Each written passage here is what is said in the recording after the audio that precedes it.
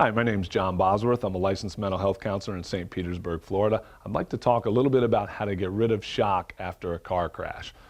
Shock can be considered from a psychological perspective post-traumatic stress. The old school term for it after World War I think, was shell shock or whatever. They have a bunch of terms, but basically it's all the same thing. You've witnessed a traumatic experience. It tends to be very vivid when you recall it. You tend to have some autonomic nervous system arousal associated with thoughts related to the shock.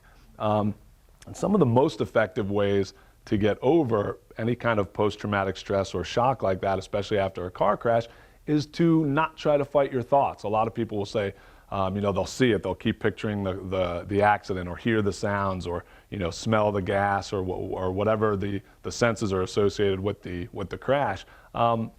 It's not a real, we're finding through new research, especially in relational frame theory, it's not a real good idea to try to suppress those thoughts or get rid of them.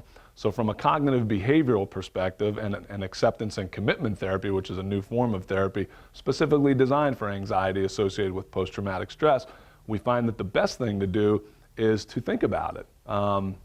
If you're having, if you witnessed a car accident or if you were in one, think about some of those things that are the most disturbing, but not in a over catastrophizing way. Kind of recognize that at this point it's just a thought, and the thought really can't harm you, and it's not taking place now. So maybe working on it from more of an acceptance position, and this is a thought that I have, that's been conditioned in my nervous system because it's so traumatic.